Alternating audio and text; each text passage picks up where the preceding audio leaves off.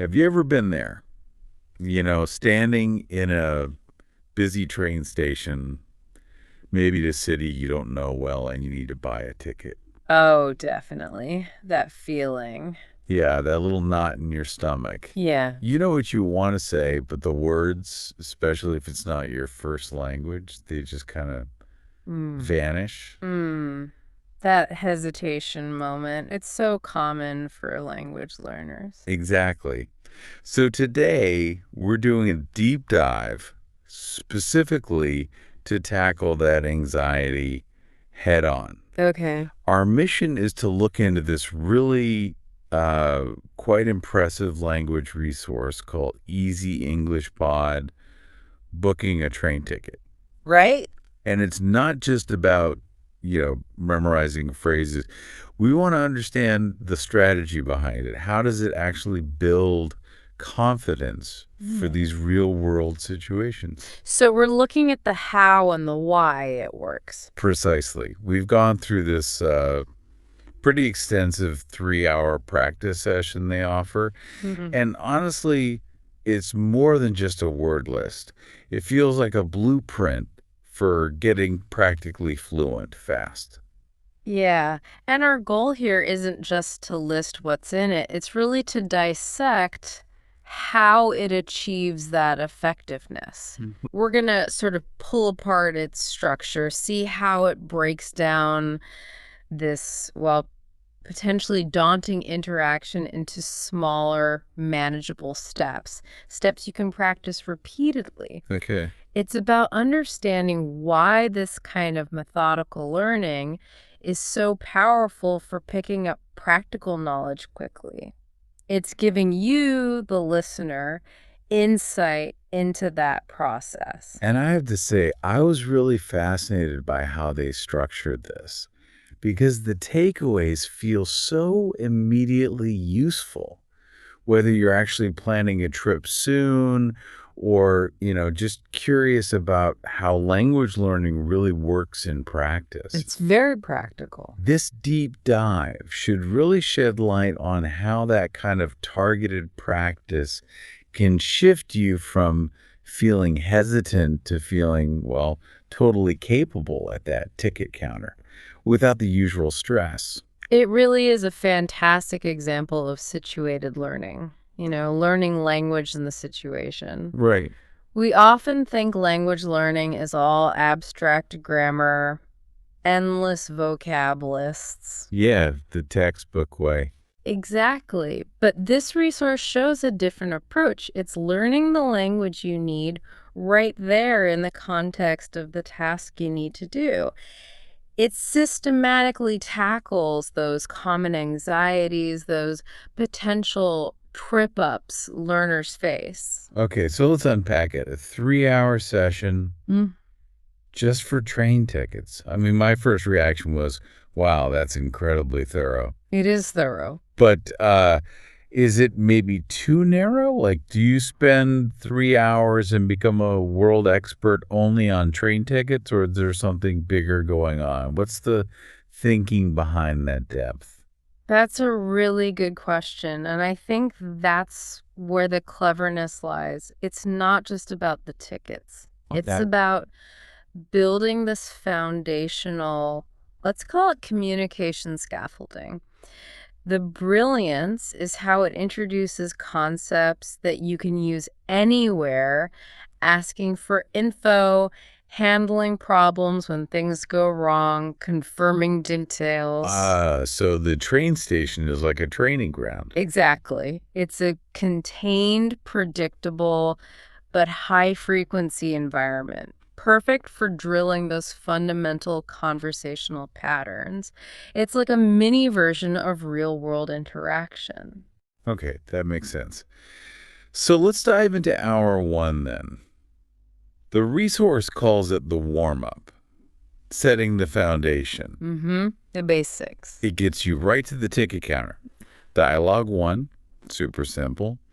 You walk up, excuse me, I'd like to buy a ticket to London, please. Straight in.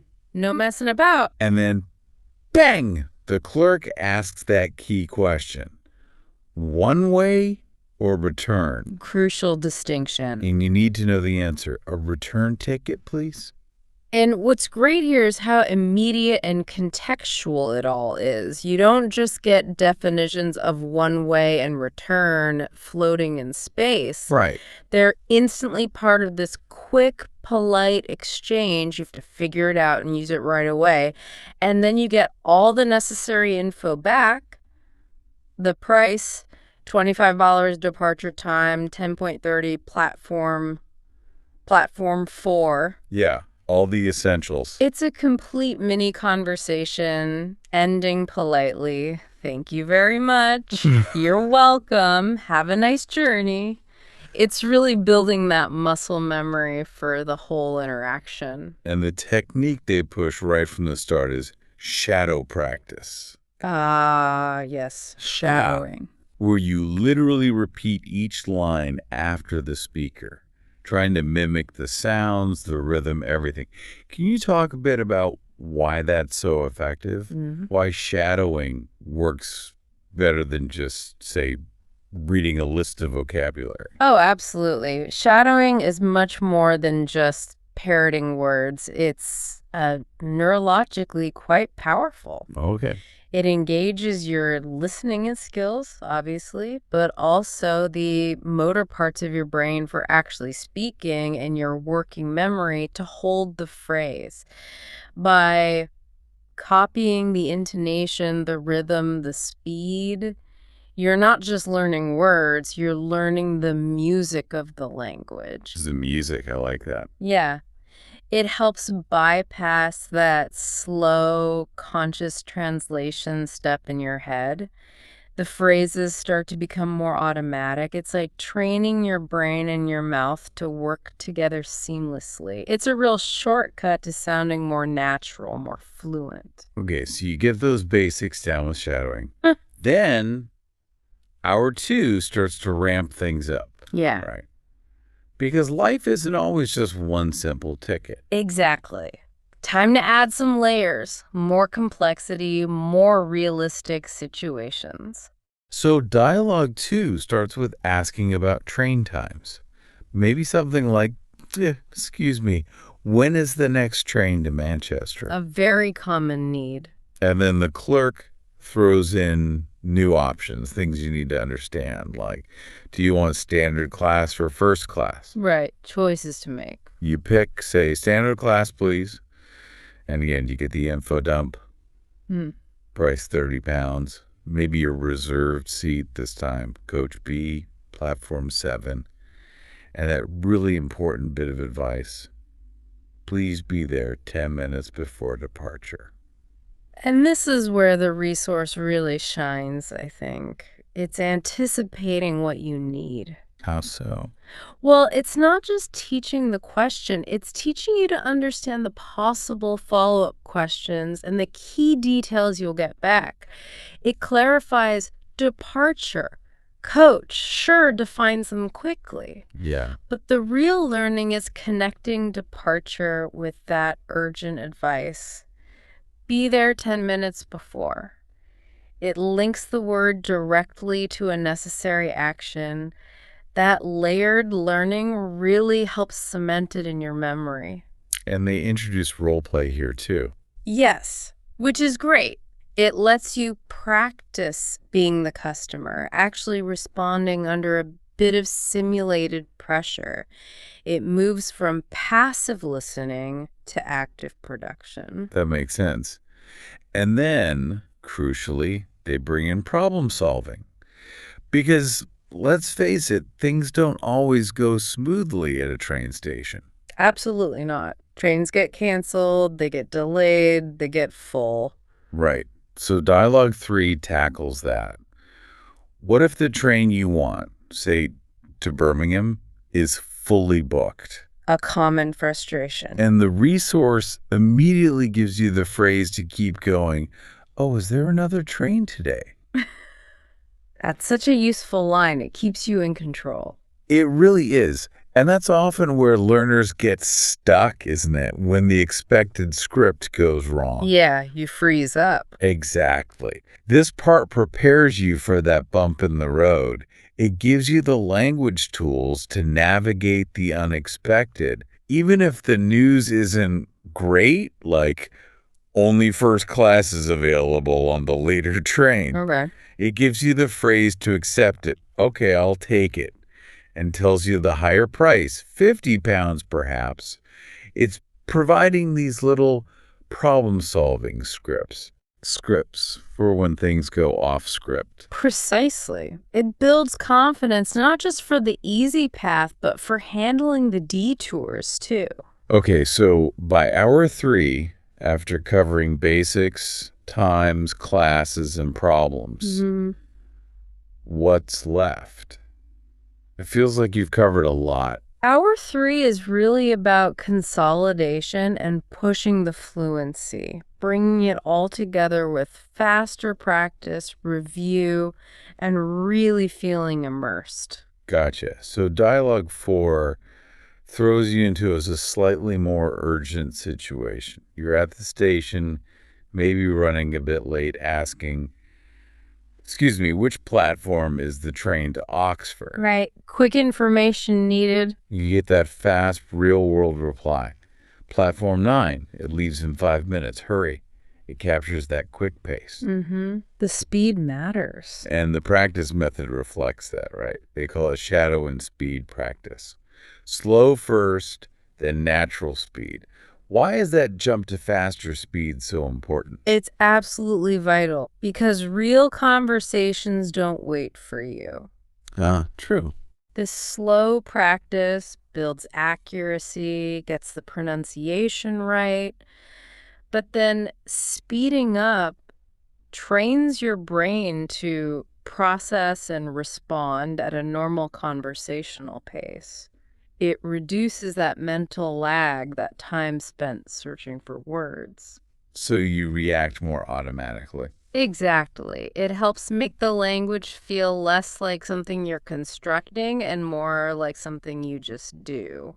That's where real fluency starts to happen, when it feels almost instinctive. Okay, and then dialogue 5 adds another common layer.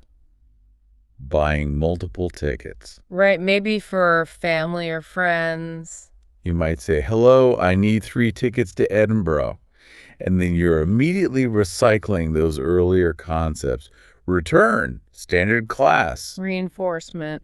The clerk gives the total. That's £90 in total. And you practice the payment part. Can I pay by card? Followed by the instruction, please insert your card. And again, key vocab like insert your card, pay by cash, pay by card. In total, they aren't just defined in a list somewhere. They're baked right into the transaction context. Makes it stick better.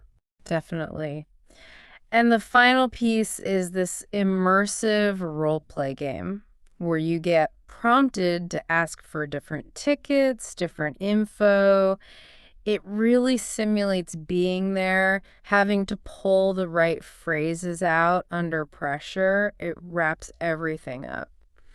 So, reflecting on the whole 3 hours, what does this mean for you, the listener, the learner?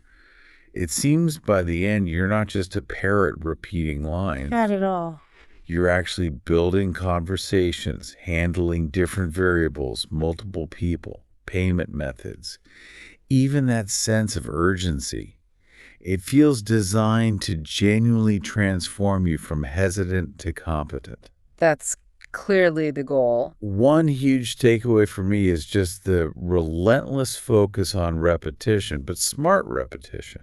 Yeah. The shadowing, the role-playing. It's not just for memorizing, is it? It's about building that fluency and, maybe more importantly, the confidence. Exactly. From your perspective, what's actually happening in the brain with all that shadowing and role-playing? Why does it build confidence that sticks? That's a great question. It's about creating really strong neural pathways. Think of it like carving a path in a forest.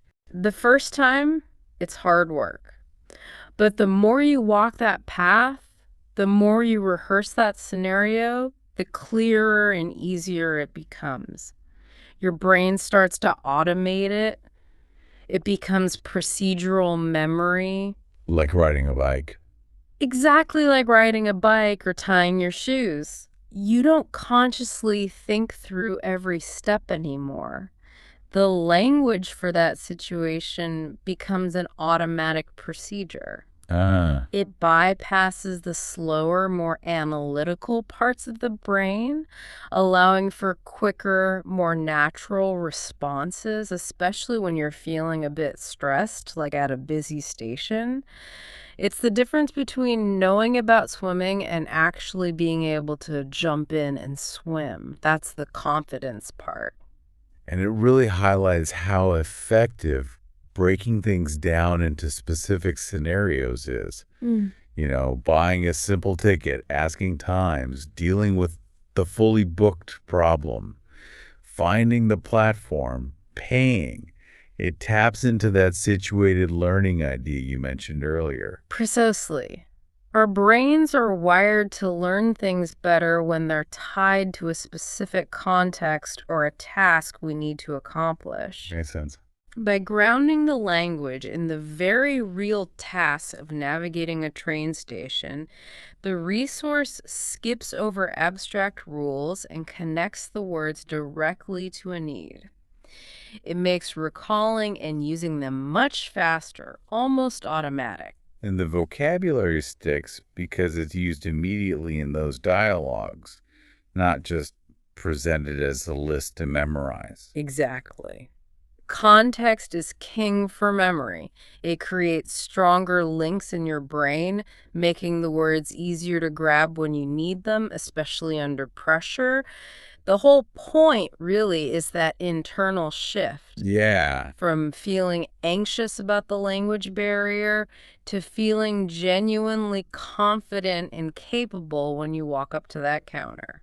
So this deep dive into the Easy English Pod Guide, it really does show a clear, almost step-by-step path for mastering this specific task in English. It's impressive. It's a very solid structure. More than just language, it's confidence training. Yeah, and the real value for you listening isn't just hearing about it, but maybe recognizing those strategies. Seeing how methodical practice in a specific scenario can make a huge difference. Absolutely. It's about seeing that you can take these actionable steps to go from feeling nervous to feeling competent, not just in theory, but out there in the real world. So here's something to think about. Maybe mull over after you finish listening. Where else in your life could this kind of methodical, scenario-based approach work? Good question. Think about other everyday situations. Maybe ordering food in a really busy restaurant, or explaining a problem at a hotel reception desk, or even, striking up a conversation with someone new. Lots of possibilities. Could focusing intensely on the specific language needed for those scenarios, practicing them like this resource does for train tickets, dramatically boost your confidence in your ability to handle those moments smoothly? The principles here definitely seem applicable way beyond the train station.